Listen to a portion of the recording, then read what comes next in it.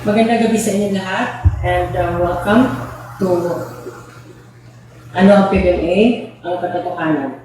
Bago po ang lahat, gusto ko pong pasalamatan ang lahat-lahat po na nagbigay ng simpatya, condolences sa akin po, my friend dito po sa Pilipinas, my friends from New York, my friends from USA, sa ibang US, my friends from Canada, my friends from South Africa, and of course, sa inyo po mga membro na nagbigay po ng condolences sa akin po. Maraming salamat po. Ipapaliwanag ko po uli bakit po tayo lumipat sa YouTube. Dahil hanggang ngayon po marami po nagtatanong, Madam, bakit po yung live mo noong May nawala po? Bakit po Madam? Ganun. Nililipat na po natin dahil hirap na hirap po yung mga staff dito. Dahil po para naman sa kaalaman ng lahat, no? Alam naman po natin na ang Facebook po ay pinag-uusapan na po, even this administration sa ating Presidente Duterte, na baka matanggal na po sa ating bansa at baka po sa mga future administration, baka tanggalin din po ang Facebook. So, ang aming pong plano dito sa ating official PBMA talks para po ma-preserve, para po tayo magkaroon po ng programa na lehitimo. No, na lahat po ng aking bibitawang mga salita dito ay puro mga katotohanan lamang at pwede po, kung wala na po ako dito sa mundong ito, lahat naman po talaga tayo ay aalis, mapapanood po, no? Mababalanse po ng mga viewers, those interested people that are not members of PBMA, dahil marami pong mga channel sa YouTube, nagsasalita na kung ano-ano, at least dito po, magkaroon po sila ng pagbabalanse, no, kung ano po ba talaga ang totoo. At lahat naman po na sasabihin natin sa programang ito ay may mga ebidensya na ma-justify ko po yun. Na maipasa po natin sa ating next generations. Marami pa po itong mga episodes, no? Sana'y nandito nga po mga May 11. Ipapalabas po sana natin ang nandiyan pa sana ang ating Supreme President, ang kanyang talambuhay, no? Na bakit po siya nagkaganyan, nagkaganito.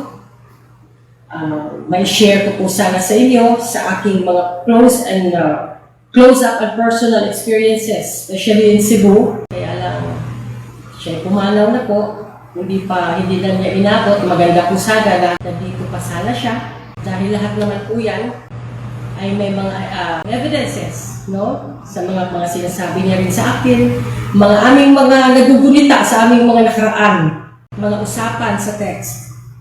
Minsan, pag wala kaming topic, wala lang siyang magawa, nagkukwentuhan din kami sa aming mga nangyayari sa Cebu, kung paano ko rin nasigawan si Daddy noon, kung siya'y pinagagalitan. No? Nangyayari po yung mga ganyan. Palitan lang po ng pagkalaro sa isa't isa. But anyways, ito pong programa natin ay ililipat ko rin po kaagad ito sa YouTube.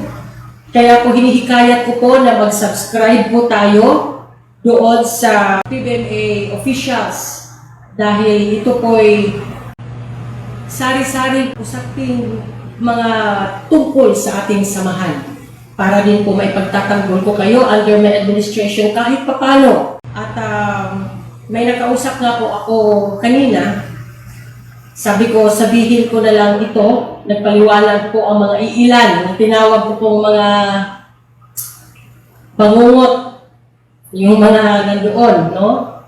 Paliwanag yung mga iilan, sabi ko, pag nailagay na natin sa tamang lugar ang ating Supreme President, tsaka natin itatakil yung mga yan.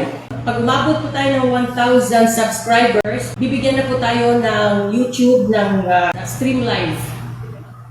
Maganda ang YouTube. Gusto ko po yung mahigpit strict ba?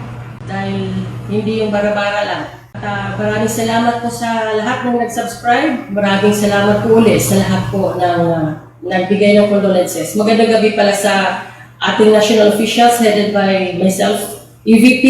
Manawagan ako kay RV. Si RV ang ating auditor. Ilang beses na po ako nag-text, hindi po sumasagot. I hope you're fine. Please update me if you change your number. Ang announcement po pala doon sa ating palaro, doon sa Golden Girl drum cover, matutuloy po naman yun, syempre. No? Iba naman yun, wala namang kinalaman yun. Bilang pasasalamat lamang namin sa mga nag-support. Ang mga ganun po, huwag po kayong magsabi, lumipat si Madam dahil may bayad. Hindi ko po alam yan na ganun. At yung mga drum covers po, pag may copyright, wala pong bayad yan. It's not monetized. Kapag nag-upload po ako ng mga video sa PBMA official talks, yung mga obladi, yung mga ganon, wala din po yan. It's not monetized. And I am not after that. Again, I am after the preservation of our program. Nakausap po kami ni EVP kanina.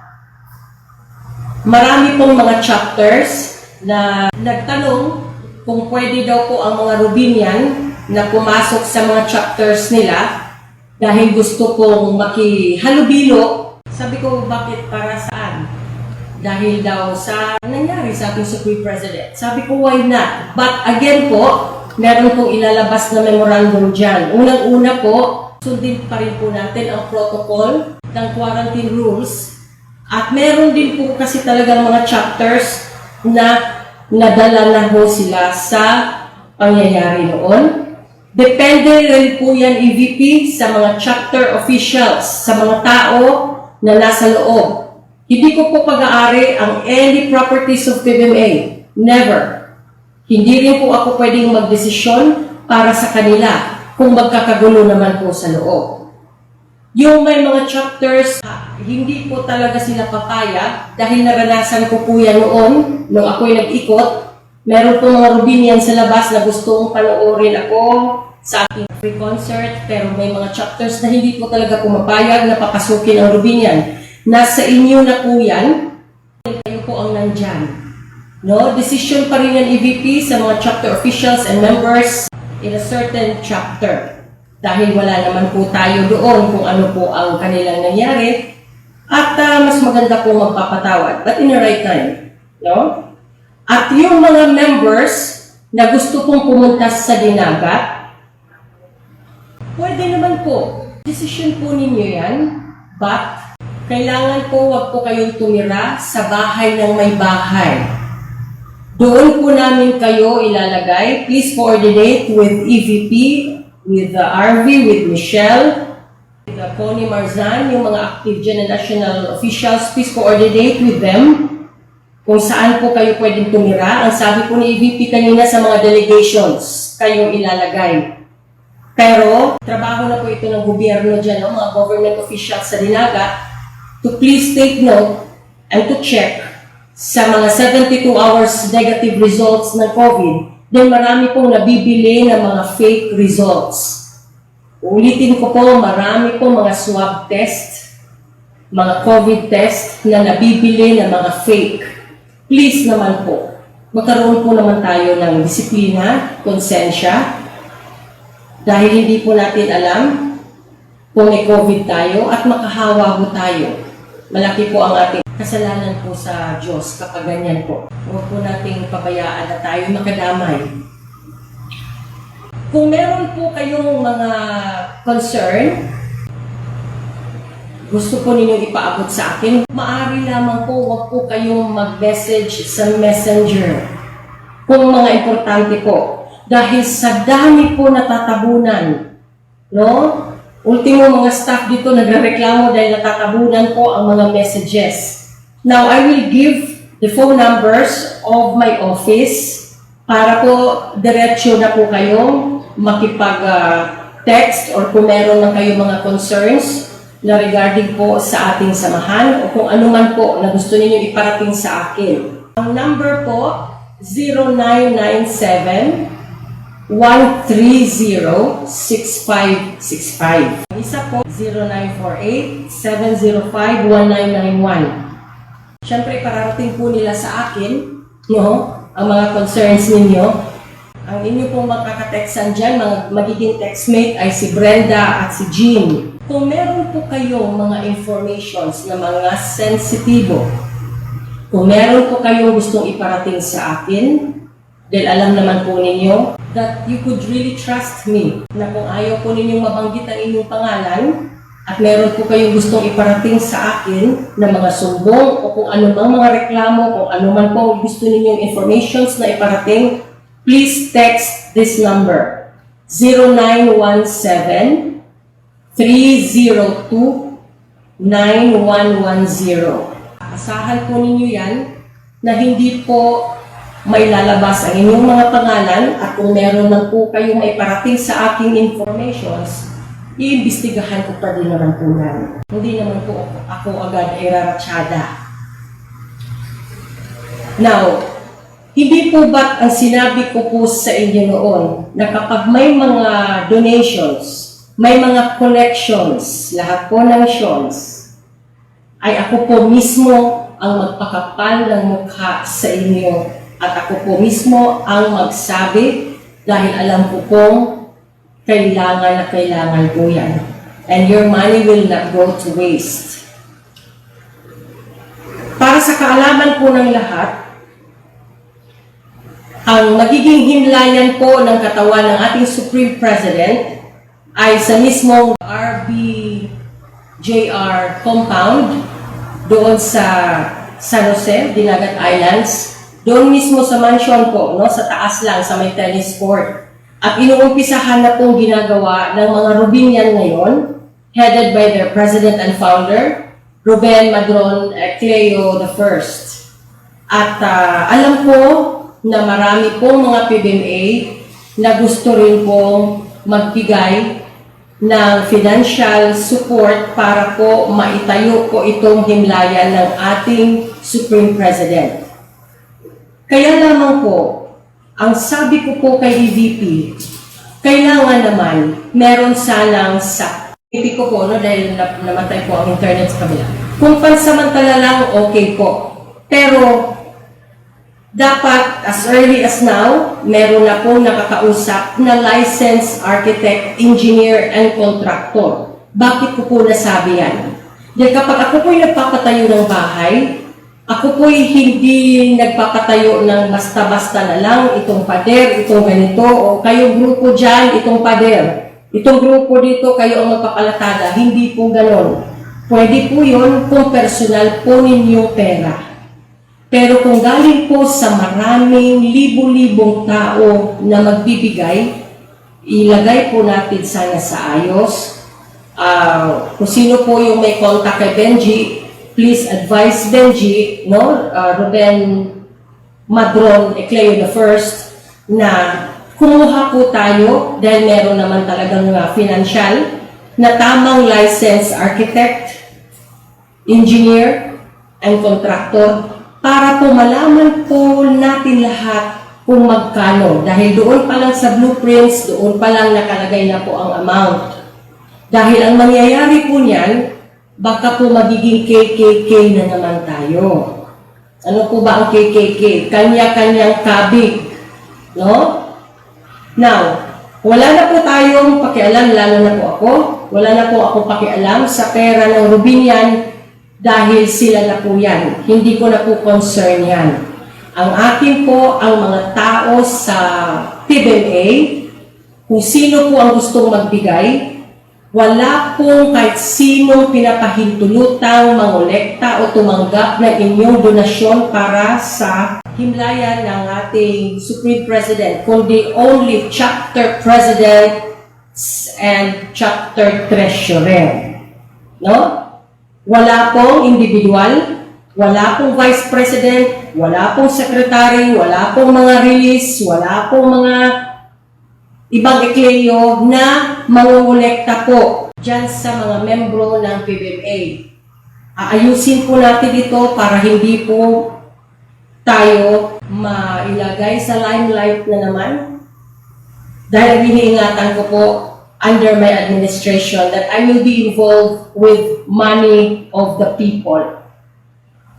Dahil may hindi pa rin panahon kasi, no, nasagutin ko na naman ang mga akusasyon sa akin tungkol daw sa properties of PBMA, pinalagay ko daw po sa aking pangalan. Ang sakit po nun. Tigilan na po ninyo yung mga ganyan. Dahil ako po'y kahit di kahus po sa pera, kapag bumibisita po ako sa mga chapters, nag-aabot po ako ng so ano pong makakaya namin ni Ava na tulong. Hindi po ako tumatanggap ng panggasolina kung ano po man.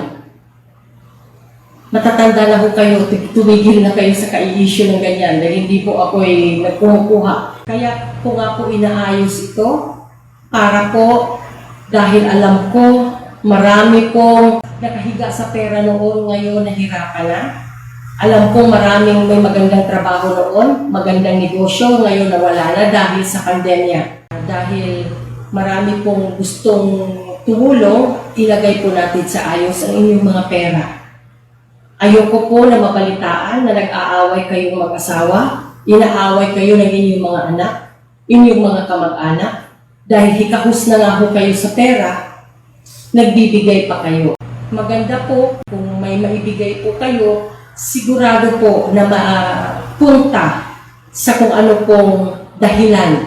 Meron pong ibang mga miyembro na kinakausap ko. Ay wala na kami pakialam, madam, kung saan mapunta basta kami nagbigay. Wag po.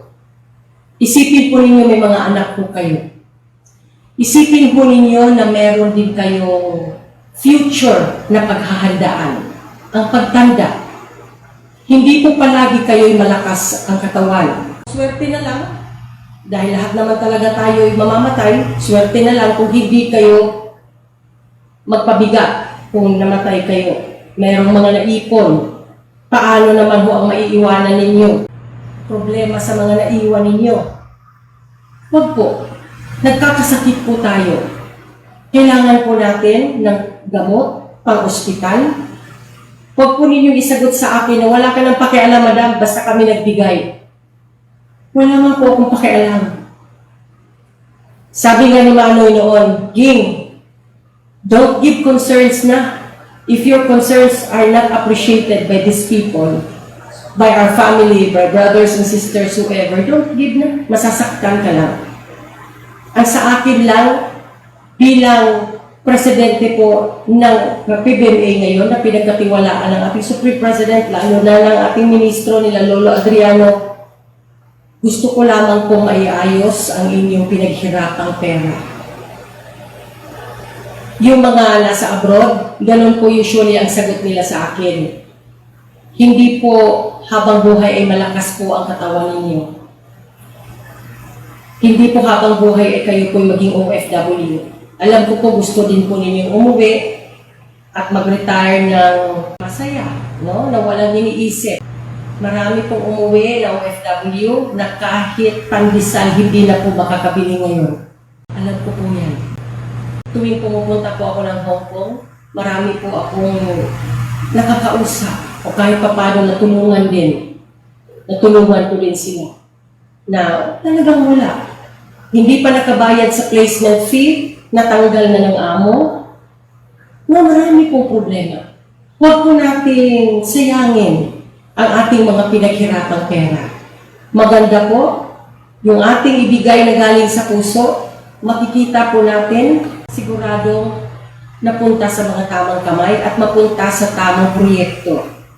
Uulitin ko po, all chapter presidents and treasurers, kayo pong magbibigay ng donasyon, huwag po kayong papayag na wala pong pinirmahan. So lahat po ng president and treasurer, meron po kayong record book. Isulat po ninyo ang pangalan, amount, date, of course, the name of the donor.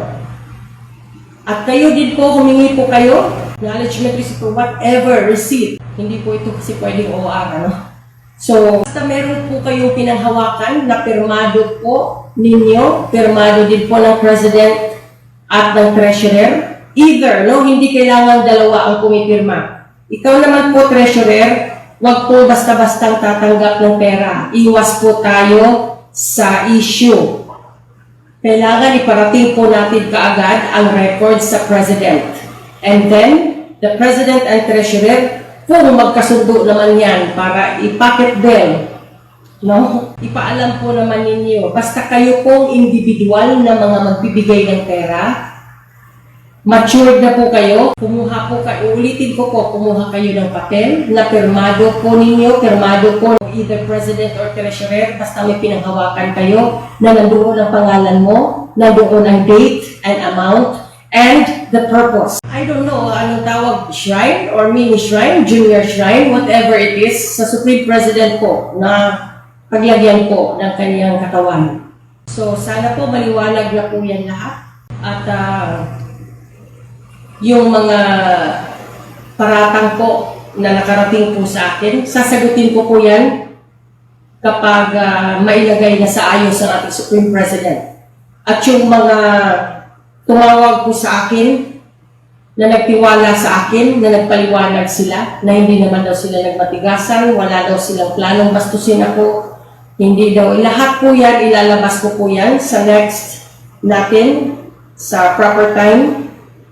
At hindi naman po ako mag-mention ng pangalan kung sino po ang nagparating sa akin o kung sino man po ang tumawag sa akin para ibigay ang kanilang panig na hindi naman po nila intensyon na bastusin ako or yung mga makipagtigasan, no? So, yun lamang po. Meron pa po kayong gustong idagdag o mga katanungan, sasagutin na lang po yan mamaya sa inyong mga comment. Kung ano po ang comment, masasagot naman po yan. Kung hindi naman po kaagad-agad dahil marami po talagang there are 5 messenger accounts, no? At minsan masakit na po sa ulo din. At yung pasensya na po, yung mga nag-good morning madam, kumusta madam, yung mga ganun po, swerte na lamang po kung masagot ko po kayo, no? Basta alam po ng Diyos na ako po'y palaging nagdadasal sa inyong lahat. At hindi ko naman po kayo masagot, pagpasensyahan nyo na lamang po. Dahil ayoko naman pong ubusin ang aking buong araw-araw na magsasagot na lang po dyan. Dahil ang iba po kasi, good morning madam, kumusta po kayo? Pag sinagot ko po, mabuti, God bless po. Naku, ang haba na naman. No? Siyempre, alam ko po na gusto lang po ninyong makipagkwentuhan. Alam ko po malungkot kayo, lalo na po yung mga nasa malalayo. At para sa kaalaman po ng lahat, libong miyembro ng PBMA wala pong Wi-Fi. No? Kaya, kung sino po ang may Wi-Fi sa inyong bahay na kasamahan po sa chapter, kapag may meeting po, ipaalam po ninyo sa inyong officials na, Brad, sis, meron akong Wi-Fi sa bahay. Baka, kunyari, ang president, ang ganito, walang Wi-Fi, no? Ang officials, walang Wi-Fi. Makipag-communicate po kayo sa inyong trusted na kasamahan sa chapter na may Wi-Fi para po maibigay po ang kanyang pangalan doon sa account ng ating General Secretary na si Michelle para po ikaw po ay makipag-ugnayan at iparating po ang anong memo o announcement sa kasamahan po dyan sa chapter. Dahil hindi naman po talaga natin maiwasan kung ilang libo pong membro na wala pong Wi-Fi. Lalo na ito nga pong YouTube, ano? Meron na po ako isi-share sa inyo bago po tayo mag-good night. Madam, paano po ba mag-subscribe? Pinipindot ko ng pinipindot, nakalagay daw sign in, no? Tawa ko ng tawa dahil ako pa'y tinatanong, hindi rin po ako marunong. Ako po'y bobo po sa technology. Hindi po naabutan yung computer sa panahon na yung typewriter ang aking naabutan nung ako'y nag-aaral pa, no? Pabilisan ng pagtatype. Hindi ko na po naabutan yung computer, kung naabutan ko man yun nung pag-graduate na ho ako. Magpatulog na lang po kayo sa anak, sa apo. Dahil may nakausap ako, madam, umiinit na po ang ulo ko, hindi pa rin ako hanggang ngayon nakapag-subscribe. Yung apo ko naman hindi pa umuuwi. Na-explain naman po niya kapag nag-usap kami, hindi ko naman maintindihan. No? Kasi kailangan po tayong mag-create ng email. And I don't know how. Sa Gmail, no? Or pwede naman Yahoo. Doon, no? Mag-create ng email. Kunyari, Procopia Bandibas at gmail.com. O yun. Tapos, at least po, na-educate po tayong lahat dito sa YouTube. Diba? Dahil sa Facebook po, madali po kaagad mabasa ang ating ipopost.